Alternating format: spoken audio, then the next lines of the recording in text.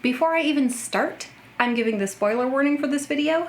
I'm talking about Perrin Aybara from The Great Hunt and The Dragon Reborn. So spoiler warning for these books and The Eye of the World, but I've made a video of him from The Eye of the World already. And the reason I had to give the spoiler warning before I even said anything is because I wanted to start like this. Perrin Wolf Brother, Perrin Golden Eyes, Young Bull. And if you hadn't read at least the first Wheel of Time book, those names could be spoilers because he doesn't start with his wolfy powers. He doesn't start his journey from Emond's Field feeling like he's hating what he's becoming, feeling like he has to run from what's happening to him, but that still happens to him. And he goes through a lot of growth and change in these two books. But these are heavy. I'm not gonna hold these the whole time.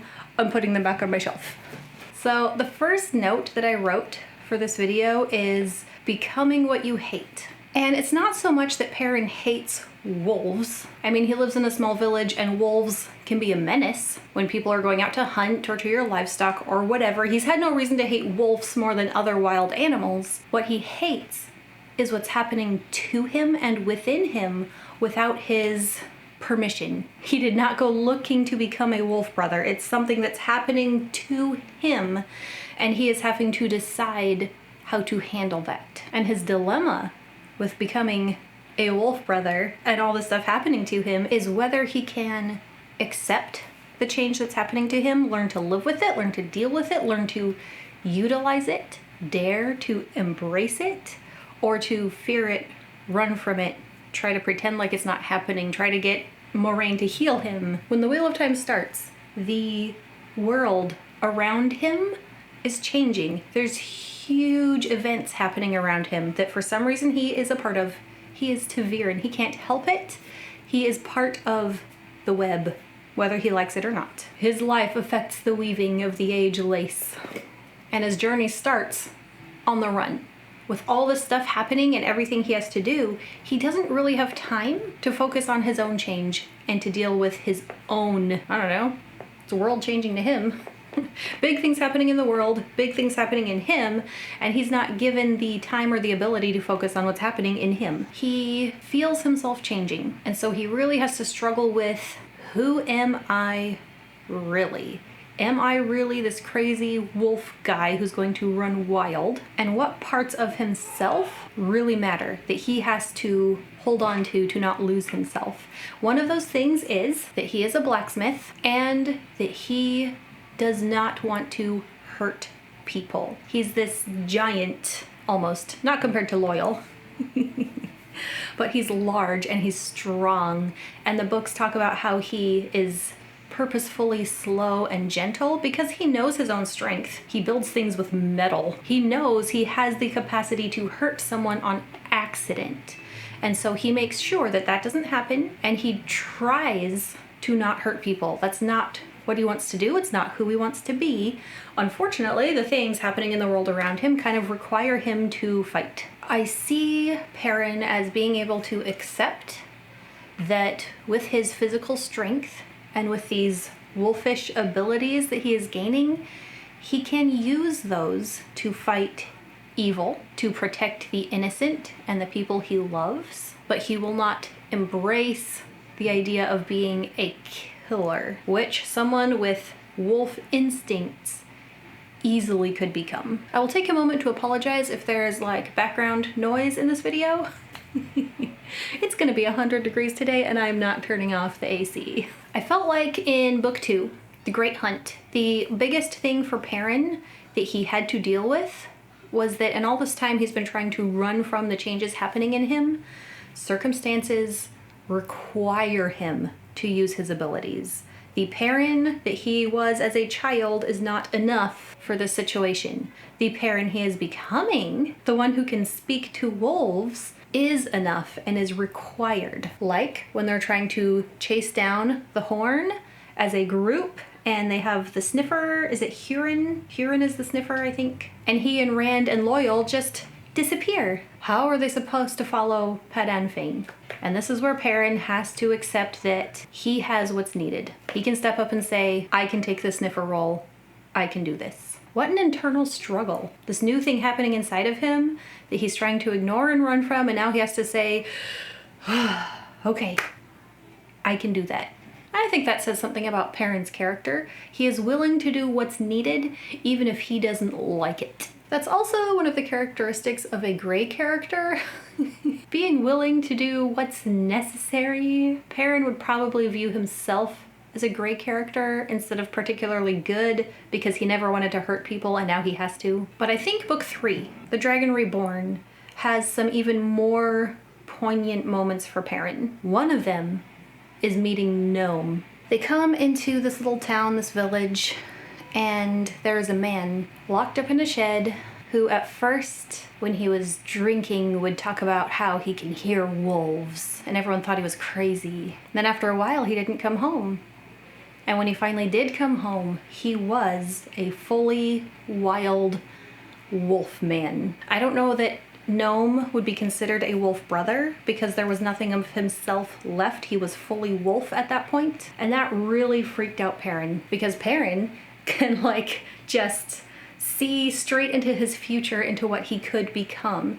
When he sees Moraine go in and see Gnome, he is probably just hoping so desperately that Moraine can do something. If Moraine can help Gnome, who's farther gone than he himself, then she should be able to help him. And so when she goes in and sees Gnome and says that she can't do anything, what disappointment. It's like pure hopelessness for Perrin. What is he supposed to do now? He's supposed to end up like that? Gnome's brother, I don't remember his name, gives Perrin a little nugget of hope. Well, at least the Aes Sedai found you sooner, before you were far gone. And Moraine tells him that really not much is known about this. There's stories. The old Aes Sedai who were dreamwalkers have run into wolves before in the dreams, but they don't know what it means. And she does not know what it means for Perrin. So there's no answers. Nothing gets answered. If anything else, there's more questions. He doesn't know what will happen to him. He can just take it as it comes and deal with it as it comes. I also really liked when they finally get to Tyr and he just wanders into the smithy and starts smithing with the head smith, the master smith, and the master smith is impressed. Perrin comes in, obviously already knowing what to do. He doesn't believe Perrin's just an apprentice. And Perrin has been gone from home for a long time, what feels like even longer. He's not been able to go back home, but walking into the smithy, the smells there especially for him with his heightened sense of smell, it feels like home and it smells like home to him. And then the smith gives him a piece of metal and says, here, see what you can do with this. And while he's working on it, his mind is finally able, probably for the first time since he left home, to just rest. Shaping a chunk of metal into a useful tool is something he has done so often, he doesn't have to put his mind into it. His body knows what to do. His mind can just rest like a meditation. And then the smith is very impressed with him. This big guy coming in with the obvious skill of a master, but willing to come in as an apprentice, willing to help him build whatever he needs. He's humble, he seems mature, and he can sense some kind of tragic past there. Not sure what it is. And he gives Perrin the hammer. And Perrin tells Zareen, we'll get to Zareen. I haven't talked about her yet. We will. He tells Zareen that that is something he might go back to one day. When all this is over, he might start just being a smith. And the master smith, I keep saying smithy, is it a forge? You can see my ignorance. When Perrin says that, the smith tells him, remember the someday, don't forget it. And then here's a hammer. And later, when Perrin goes back to his room, he has his axe, which is a weapon, and the hammer, which is a tool, and they're both just sitting there in front of him, and he's having like this emotional crisis. Like these two things are representative of who he is, and whichever one he decides to pick up is like making a choice for his future. Do I pick up the weapon or do I pick up the tool? And then Lan coming in kind of helps him decide a little bit, because he comes in and he says, come on, blacksmith. And Perrin's like, yeah, that's right, blacksmith. Okay, and here's something I think is applicable to all of us, not just Perrin in this moment, but his internal struggle of, does he have to accept who he is, or does he get to decide who he is? And I think in this moment he is deciding to decide. I am making the decision that I get to decide who I am. It's not fate. Becoming a wolf brother may have happened to him. He didn't get to decide that that happened, but he can decide what type of person he's going to be. I think we can all decide that. We've gotten to the 3rd book, and he finally meets a woman who interacts with him in such a way that he is not used to. He is not used to getting so much attention, and it's confusing attention because she like teases him but also looks at him and smiles, and he has no idea what's going on. He is clueless. If only he had Rand's experience with women. I'm gonna make that joke in every Wheel of Time video.